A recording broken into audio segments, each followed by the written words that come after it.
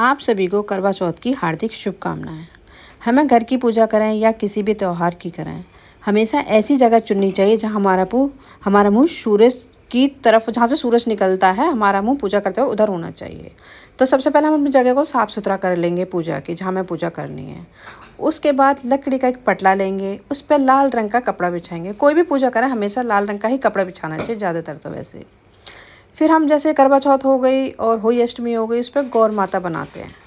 एक कहीं से भी आप मिट्टी ले लीजिए, मिट्टी ऐसी जगह से लेनी है, या तो गमले की हो या किसी पेड़ पौधे की होनी चाहिए मिट्टी, जैसे में हम गौर माता बनाएं। बस उसकी गौर माता बना लेंगे।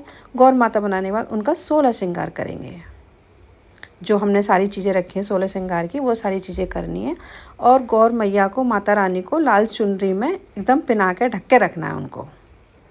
उसके बाद पूजा की थाली लगाएंगे, तैयार करेंगे पूजा की थाली को। हम जो चावल लेते हैं, चावल को थोड़ा सा हल्दी में रंग लेते हैं, जैसे कि पीले वाले चावल बन जाते हैं हल्दी के रंग, मतलब पूजा के शुद्ध चावल हो जाते हैं वो। थोड़ा उसमें कलर डाल देते हैं। कलर क्या, मतलब पीला हल्दी डाल दो बस। मैंने इसके अंदर पूजा की तैयारियां कर ली। उसके बाद जो हमें कलश भर के रखने हैं, वो कलश लिए, उनको अच्छी तरह धो लिया, साफ़ कर लिया, उनमें जल वगैरह डाल लिया।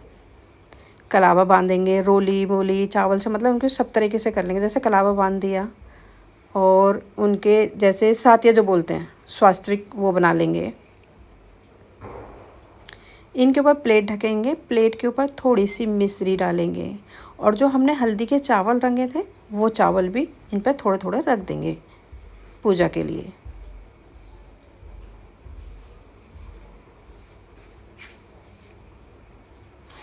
अब इनको भी हम पूजा वाली जगह पे रखना है। तो जो हमने हल्दी से घोली है, हल्दी से मतलब जो थोड़ी ये वाली स्टिक होती है, जैसे आप देख रहे हैं जो कान वगैरह साफ़ करने वाली, इससे लेके ज़मीन पे जैसे सूरज वगैरह बनाते हैं, इस तरह से सूरज बनाएंगे।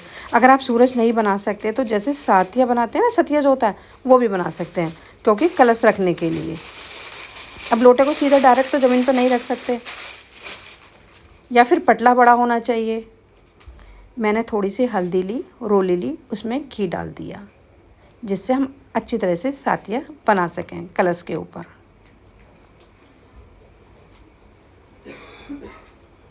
मैंने प्लेट के ऊपर, लोटे के ऊपर सब कलश वगैरह पे सातिया वगैरह बना लिया, पूजा की तैयारी करके रख दी। और हमारे यहाँ ये चीनी के करुए भी चलते हैं। अगर आपके यहाँ चलते हैं तो आप लीजिए, नहीं चलते कोई बात नहीं, किसी के यहाँ पूड़े यूज़ होते हैं तो पूड़े भी रख सकते हैं। जैसे आपके यहाँ रीति रिवाज आप वैसा कीजिए। तो ये हमारे यहाँ चलते हैं, मैं इनको लेकर आई। इसके बाद मैंने इनको हल्दी वगैरह से सातिया बना दिए, कलावा भी लगा दिया, पहना दिया, मतलब लपेट दिया इनके। इसके बाद चावल भर के रख दिए इनके अंदर, खाली नहीं रखते। अगर आपके यहाँ रखे जाते हैं तो खाली नहीं रखना, बाकी जैसा आपके यहाँ रीति रिवाज है वैसा कीजिए। मैंने इन पर चावल वगैरह भर दिए, और कुछ दक्षिणा वगैरह जैसा आप देना चाहते हो, कुछ भी पैसे अपनी मर्ज़ी से रख लीजिए अपनी सासू माँ के लिए। सब सासू माँ के पास ही तो जाना है। अगर आप साड़ी वगैरह भी रखना चाहते हो तो साड़ी रख लीजिए, कपड़े वगैरह सब कुछ रख लीजिए। ये हो गई पूजा की तैयारी। अब है पूजा कैसे करते हैं। मैंने कुछ फूल वगैरह लिए हैं। अब फूल वगैरह तो वहाँ तो रखे नहीं जाएंगे। मैंने गणेश जी के आगे, जैसे वो होते हैं दुर्बा जो बोलते हैं, उनको उनसे लगाया, छुपाया, सब पटले पर रखती गई। फूल पत्ते वगैरह सब उनके पास लगा के मैं यहीं रखती गई, गौर माता के पास सबको। जोत वगैरह जलाते हैं देसी घी की। सबको रोली से, चावल से इनके टीका वगैरह लगाया।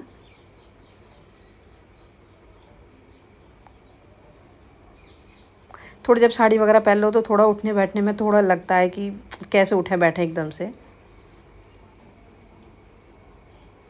हमारे यहाँ तो इस तरीके से पूजा होती है, और बाकी आपके यहाँ जैसे होती है वैसे कीजिए। मैंने आपको पूजा की स्टार्टिंग, मतलब कैसे तैयारी करते हैं वो आपको दिखाई है, और पूजा कैसे करते हैं वो मैंने आपको दिखा दिया है सब। इसके बाद बाज़ार से ये किताब वगैरह आती है कहानी के लिए। अगर घर में सासू माँ हैं तो वो आपको सुना देंगे, अगर सासू माँ वगैरह नहीं है तो किताब वगैरह में से हम कहानी वगैरह पढ़ सकते हैं। हाथ में ले लेंगे, जैसे चावल के दाने ले लिए, गेहूँ के दाने ले लिए, और दुर्बा ले ली, थोड़े से 2 दाने मिश्री के, चीनी के, मिठाई कुछ भी रख लीजिए हाथ में। और फूल रख लीजिए, गुलाब का है या गेंदे के हैं, जो भी आपके पास हो। उनको लेके कहानी सुनते, कभी खाली हाथ नहीं सुनना कहानी। उसके बाद फिर करवे जो होते हैं, जो हमने 2 कलश भर के रखे हैं, इनकी जगह एक्सचेंज करते हैं। 2 कलश मैंने इसलिए भरे हैं क्योंकि हमें एक्सचेंज करने में एक दूसरे जगह बदलते हैं, जैसे कहते हैं, वो जगह बदलने के लिए 2 चाहिए। उसके बाद बोलते हैं करुआ चेंज करते वक्त, 7 भइयों की बहन करुआ दे, सदा सुहागन करुआ दे, हरी भरी सुहागन करुआ दे। इस तरीके से बोलते हैं जैसे हम अपनी सासू माँ के पैर छूते हैं, सासू माँ हमें आशीर्वाद देती हैं, बस तो वही शब्द बोले जाते हैं यहाँ पर, ताकि हम सदा सुहागन रहें, माता रानी हमें आशीर्वाद दें। और 2 लोटे जो रखे हैं, 1 लोटा तो चंद्रमा निकलने पर जल दिया जाएगा।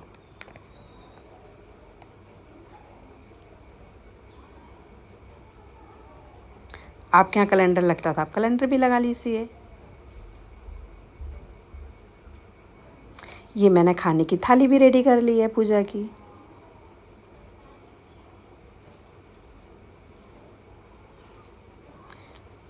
एक जल का लोटा तो मैंने चंद्रमा को रात जल दे दिया था, और सुबह एक जो लोटा है छोटे वाला, वो गौर माता को उठाऊंगी।